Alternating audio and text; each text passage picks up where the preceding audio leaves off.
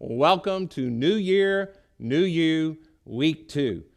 My name is Ed Martin. I'm one of the pastors at Community Christian, and we are so glad you came to be with us.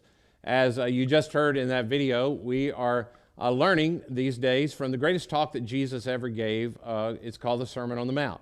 And many people think it might be the greatest talk that anyone has ever given. I told you last week that it's called the Sermon on the Mount because Jesus had a large crowd of people following him, and he wanted to get where he could teach them, so he went to a mountainside. He sat down, and then they all gathered around so that they could see and hear him. And since he was sitting on a mount, they began to call it the Sermon on the Mount. Now, in this last week, we opened ourselves up to allow Jesus to talk to us about a problem that was a problem for them in one way, but it's become a huge problem in our culture called approval addiction.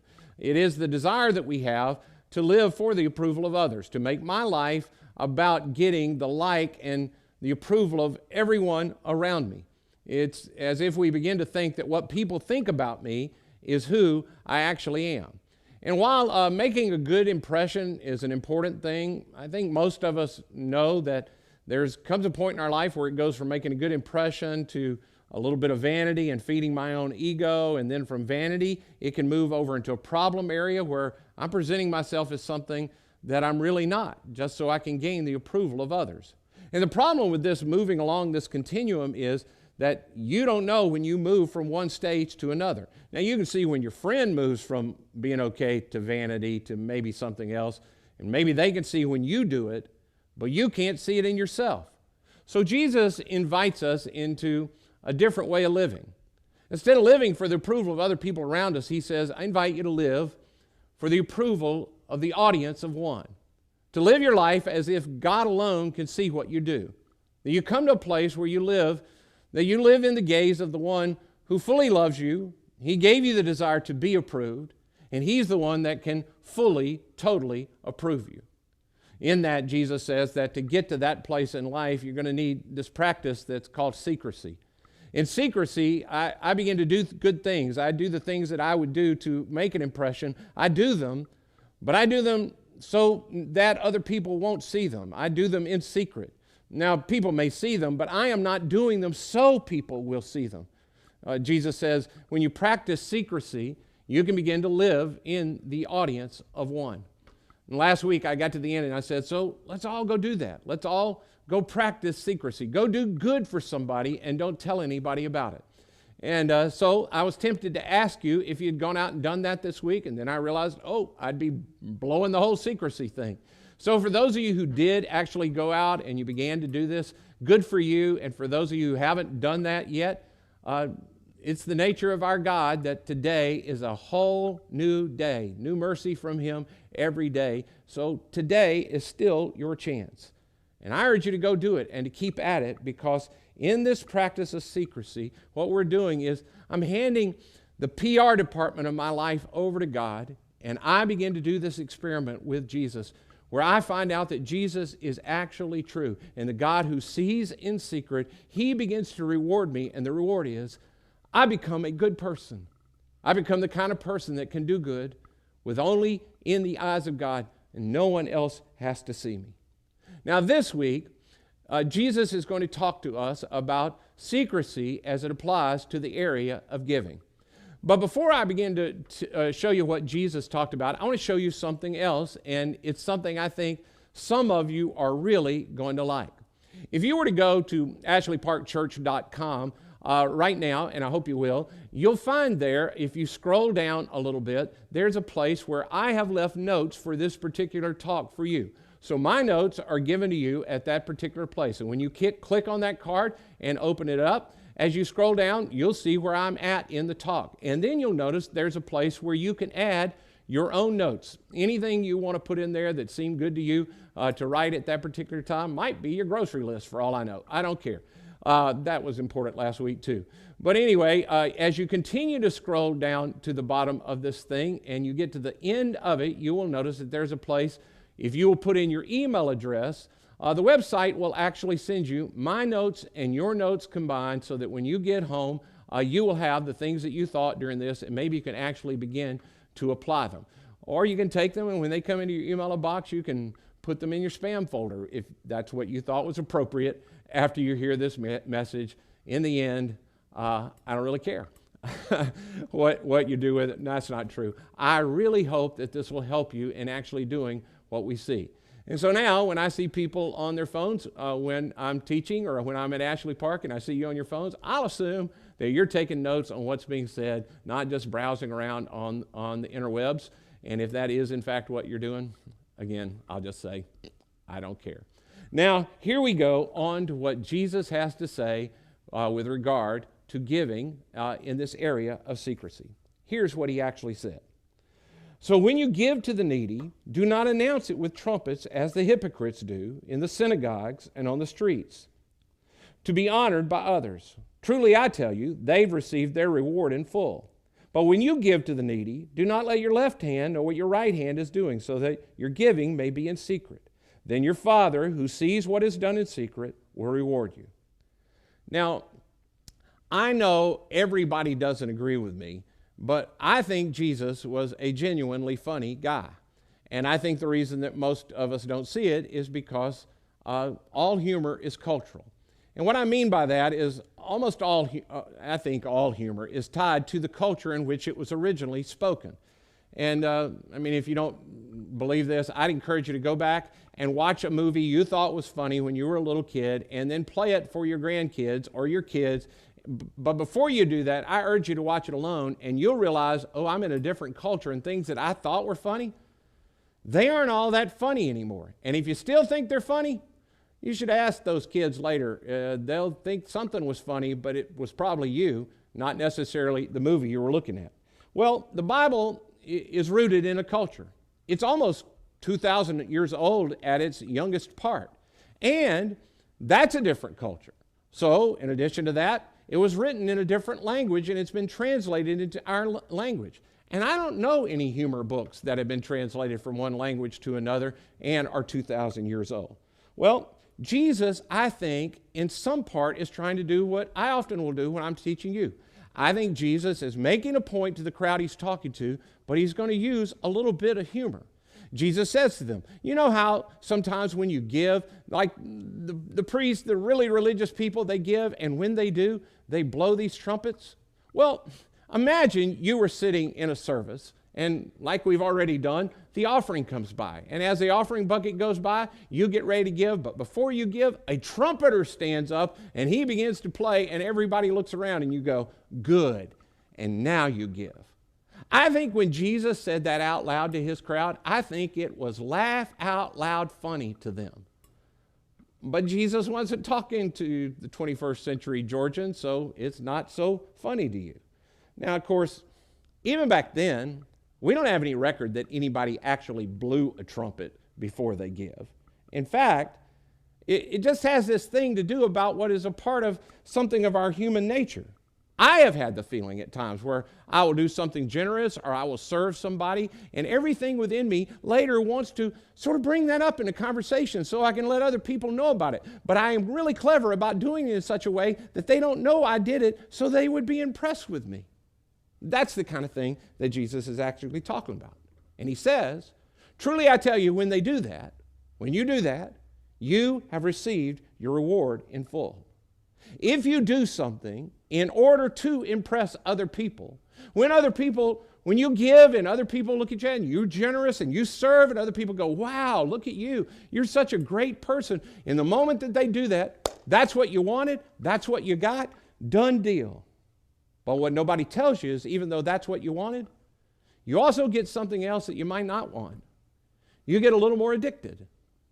It becomes a little more easy to be addicted to the praise of people all around you and to live your life for their approval in areas that you don't necessarily want to live that way. You'll find you're becoming a little bit more of a slave. Jesus goes on and says, but when you give to the needy, when my followers give to the needy, do not let your left hand know what your right hand is doing. Now again, I think that's a pretty funny line if you're in their culture. I think Jesus' crowd would have thought part of that was funny. But in fact, he also is making a profound point. I recently read a commentary by a guy named James Martin, not me Martin, but written by a guy named Martin, James Martin. And in this, he talks about this point that Jesus is making. You know, when something becomes so deeply ingrained in us that we don't even have to think about doing it, it just sort of flows out of it, we call it becoming second nature. I do it, and I don't even think about it, It just becomes a part of who I am. For instance, when you first began to learn to tie your shoes, remember way back, or maybe you've seen your kids or your grandkids do it, and you really have to struggle, and you really have to think about it, and somebody has to really help you. And the first few times that you do it by yourself, well, what do? You go, oh, look everybody, I tied my shoes. It's probably been a long time before you've gone around and gone, hey, look, Becky, I tied my shoes. Because at this point, tying shoes has become just second nature to you. You put your shoes on and you're thinking about something else. You don't even remember sometimes tying your shoes, but they're tied. Jesus says, I want it to become second nature to you. In fact, I tried recently to do what he says in this verse. When I have to think about how I tie my shoes, okay, I take one, I make a loop out of it, I take the other string, I loop around it, then I pull it through the loop that I made, and then I pull them both together. When I have to think about it, to describe it to somebody, if they said, how do you tie your shoes? It takes me a little bit of time to think about it because it's so second nature. If I sit down and I say, like I tried to do for the purpose of learning this, okay, now tie your shoes, but make your left hand do what your right hand normally does. It turns out that when it comes to tying shoes, my left hand, in fact, does not know what my right hand is doing when it comes to tying my shoes. And in this, Jesus is making not only a secrecy plea to us, but he's making a very profound statement about his people. He's saying that when it comes to generosity from my kingdom living people, people who live for an audience of one, I want generosity to become so second nature to you that literally it's like your left hand doesn't know what your right hand is doing. I want generosity to become like you tying your shoes. Initially when you begin to do it, initially when you begin to give, initially when you begin to serve, you feel like you almost want to blow a trumpet and let everybody know, hey, Becky, look, I noticed I made the bed. Hey, Becky, did you notice I cleaned the dishes after myself? Hey, did you notice I didn't throw things on the floor? But the person who lives in the power and presence of God, who has learned to live their life as if only God sees what they do, who lives in the full approval of God, fully known by God, it becomes so second nature for them to give, they don't feel the need to let anybody know.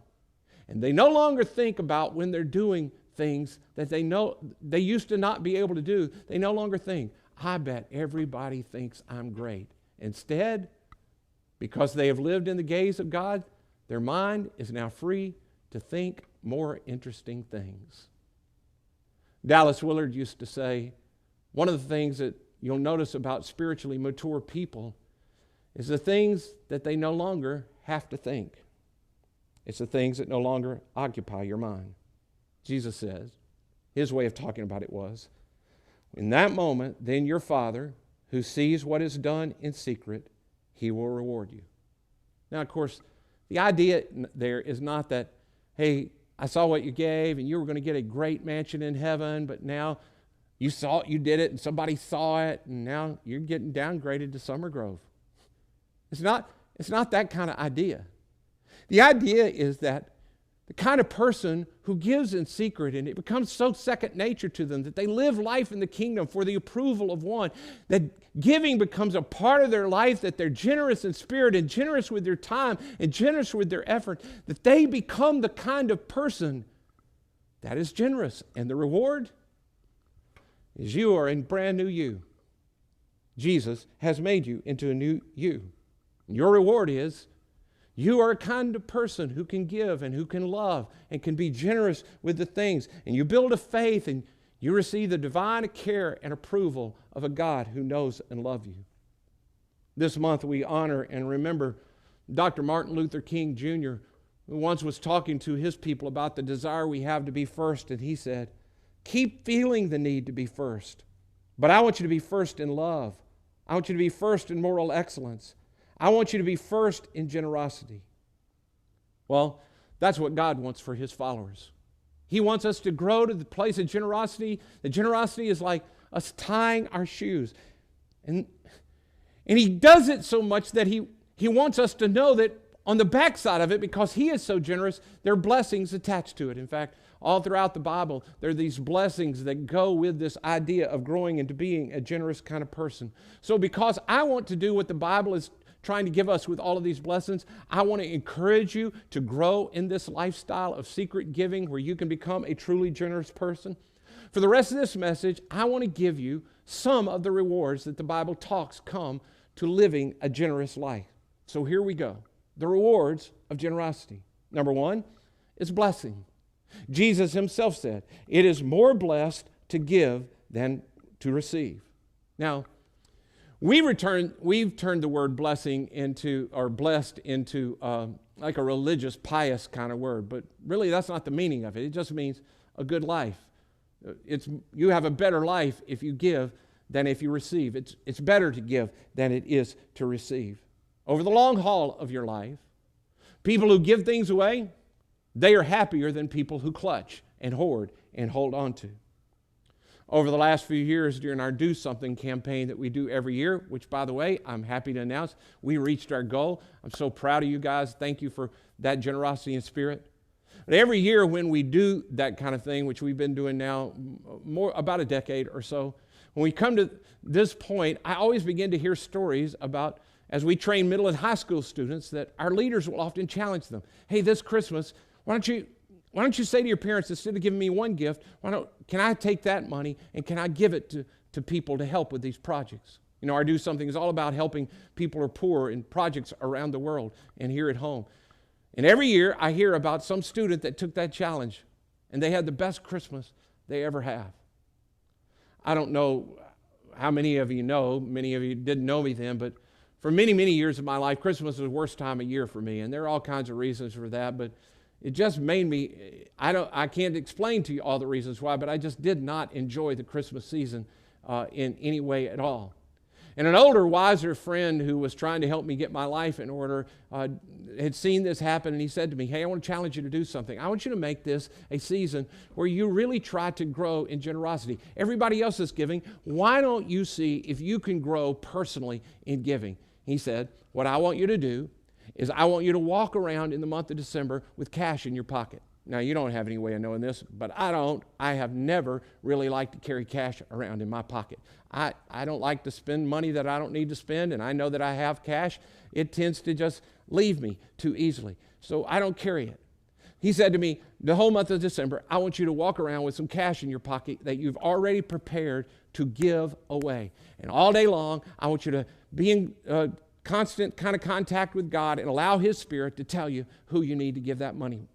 Well, I started, and I began to walk around with this money in my pocket that already in my mind, I had already set aside for that day that I was going to give away. And I would just try to listen to God to give. And randomly, honestly, I just sensed I'm supposed to give it to that person. I'd walk over to somebody I didn't know, and I'd say, hey, I just wanted to bless you with this. Here, this is for you. Now, some days there wouldn't be any, and I'd take that money from that day, and I'd combine it with the money from the next day, and then the next day, or the next day, somebody just got a little bit more. Christmas has become my favorite time of year because it's kind of time where I get to give and the blessing that comes from me giving. Now, I know what some of you are thinking. You're thinking, why didn't he tell that story in December so I could get me some of that money?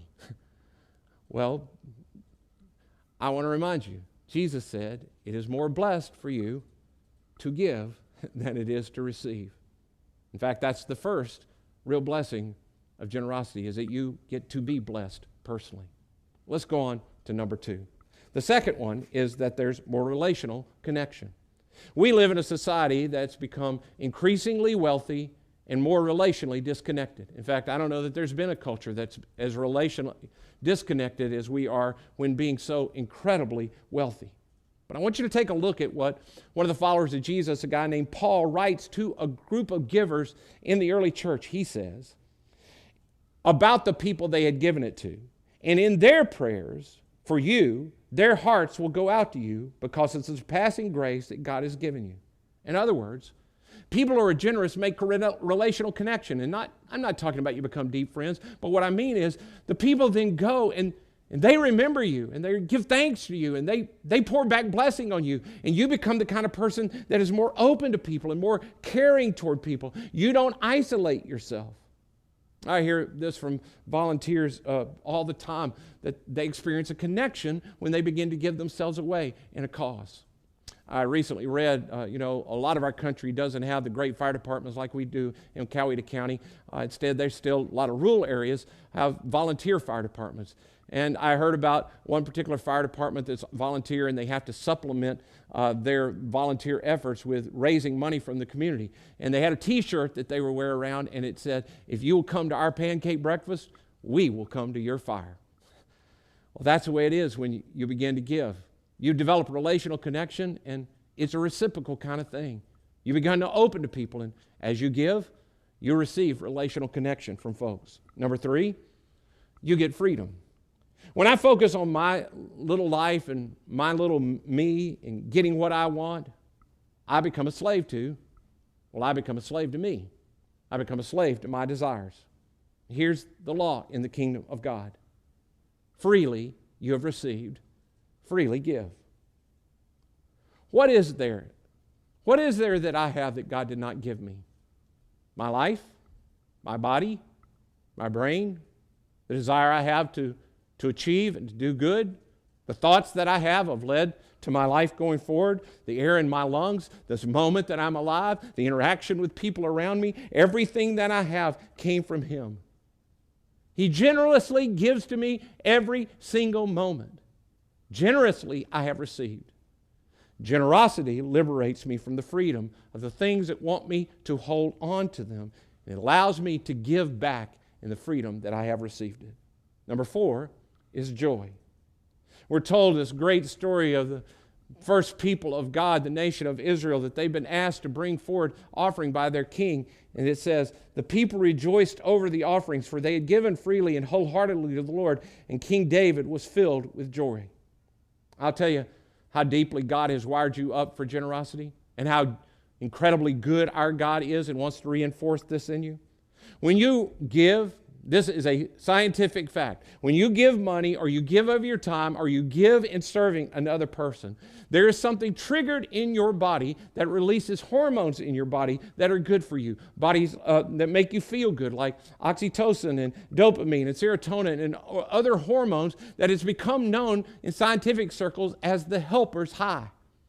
On the other hand, for people who clutch and hold on to, stingy people also secrete a hormone which leads to further stress in their life. Our God so much wants us to be like Him, to freely give like we have freely received, that when we give, He blesses us back with this helper's high. Even down to the core of our DNA, we are wired to be generous. We receive joy. Number 5, we get God's delight. Generous people experience the delight of God. This one has this amazing verse I love. It says, "Whoever is kind to the poor lends to the Lord, and He will reward them for what they've done." You know, according to Forbes magazine, the richest man in the world, do you know who the richest man in the world is? It's right now Jeff Bezos, and he's somewhere close to $100 billion in net worth. Now let's imagine today Jeff Bezos was sitting there next to you in the theater. That would be great, wouldn't it? And you notice him and you recognize who he is. And the buckets come by and he starts patting and goes, "I want to give, but I don't have any money." And he looks at you and you know who he is and he says, "Would you lend me 20? Do you think he's good for $20? He'll probably pay you back. Here's what I want to say to you. Your financial planner may not say this to you very much, but you're going to die. And everything you have, it won't be yours anymore. You're going to die. No matter how much you take care of yourself, it's coming, and probably faster than you think. What would cause you to not give away what you cannot keep so that you could gain from God a reward eternally that you can't lose?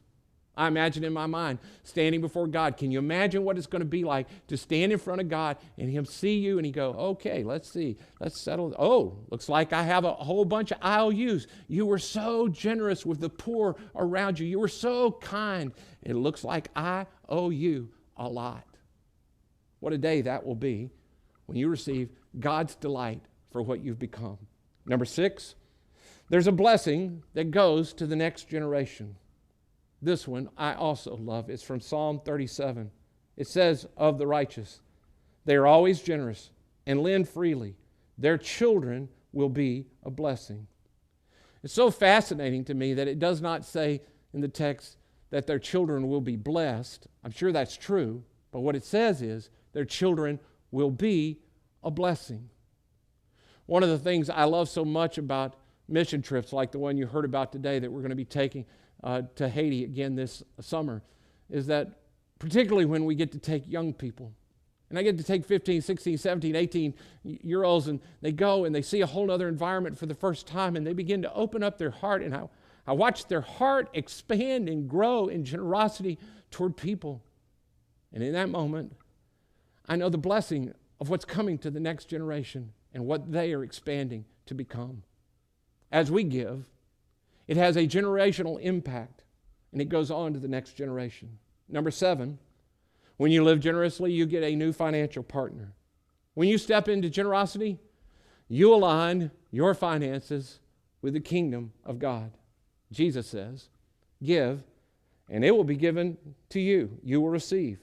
Your gift will return to you in full, pressed down, shaken together, to make room for more, running over and poured into your lap. The amount you give will determine the amount you receive back. Now, because the reality of God's generosity back to us is so deeply and so powerful, I need to say that you'll notice He doesn't say you'll get money back necessarily. That God will bless you in other ways, but you don't give so you can be blessed.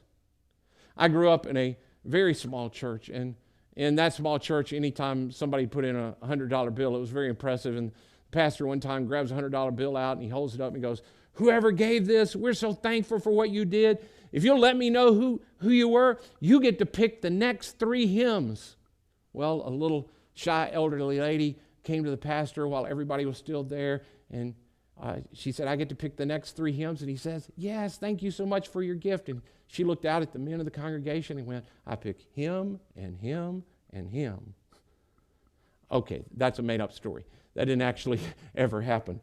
But the point I'm trying to make is that you don't give for material blessings, to get money back or to have something materially come toward you, or even a trophy spouse. You give because God gets aligned with you. He begins to align with your financial life. And God will give back to you in ways you cannot imagine. I share with you the testimony of hundreds of people I know personally and thousands of people I've heard from around the world, and from Becky and I personally. You can't outgive God. This is true with your time. If you're not volunteering, you should be volunteering. You should be giving of your time. And what you'll find is if you give away your time, you will find that God will make more of your time, and you will receive back as much as you possibly give. This is also true with your money. The beginning level of giving for God's people has always been what's known as a tithe. In the nation of Israel, the word tithe simply just meant 10%, and that's been the standard for some time. But people have this tendency to get caught up in not giving this 10%, their first fruits, back to God. It's hard to let go of money. So at one point God says to them, bring the whole tithe into the storehouse, that there may be food in my house. Test me in this, says the Lord Almighty, and see if I will not throw open the floodgates of heaven and pour out so much blessing that it will not be room to store it. In the kingdom of God, there is this reality of another kind. See, in our normal way of thinking about it, if I have $100 and I take 10 of it and I give it away, then I only have 90, and that's less than 100. But in kingdom math, when I take 100 and I give 10 away, God does more with the 90 than I could have done with the 100. He expands it and He blesses it. And for those of you who are a little skeptical and you're not really sure if you can sense that God is with you, this is the only area of your life that God says to you, test me in this. Do what I ask you to do and see if for sure I don't tell you the truth, that I won't give back to you. That's the last of it. You get the blessing of a financial partner from God. And there is the sure blessing that He will outgive you. Now, I know it can be a little weird sitting in a church and you're listening to a pastor talk about money and the blessing of giving, but I want to remind you, we all received the offering, and I think it's illegal to pass the buckets twice. Okay, that may not be true, but we're not going to do it. Here's why I'm talking about this today. Well, Jesus talks about it, and I know this is a problem in our lives because it's been a problem in my life, but I also know, because Jesus has worked with me for many years, I know the blessing that comes when you trust Him in this. But also, for those of you who are Christ followers, for those of you who are Christ followers who are part of Community Christian, I want you to know why I have worked so hard for the last almost 3 decades to lead our church to be an exceptionally generous church. I want our church to be known as a place where generosity just flows out of us. And the reason for that is not so people look at us and go, wow, they do so much generous things for people. It's because I want us to be a loving church. And you cannot love without being generous. In fact, one of my favorite quotes is by a guy named Victor Hugo, who wrote Les Miserables. You can give without loving, but you cannot love without giving. We followed one who showed us our God is so good and so generous and is constantly giving to us. He is gracious to us every moment of every day. In fact, just a few moments before Jesus talked about secret giving, He was talking to these same followers, and He said, I want you to be outrageously generous toward those who are evil to you. I want you to love your enemies. And then He told them why. This is why I want us to be generous, He said. Then, in that way, you will be acting as true children of your Father in heaven. For He gives His sunlight to both the evil and the good. He sends rain on the just and the unjust alike. We're never more like God than when we give. Yes, there's blessings that come back to us because we can't outgive God. He is so incredibly generous. But when we give, we bear a striking family resemblance to the God that we love. And as we develop in this area, I want us to be the kind of people that represent Him so well.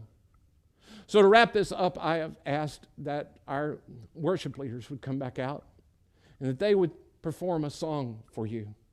Now, this is the kind of song that this song in and of itself is going to be a blessing to you because it's a beautiful song. And as they sing it, it's got these simple, beautiful words, and I want you to let them wash over you, and you'll hear them. And at some point, I think you may be able to sing them with them. That's okay.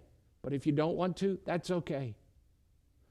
But then by the end, I think you'll see this is really a prayer that all of us should be praying. So I want you to stay where you are. And I know some of you, you're like, I'm not really crazy about music. It's all loud. This ain't that. This ain't that kind of music. I want you to listen to this song, and then I'm going to come back and I'm going to wrap this up. Let's listen together.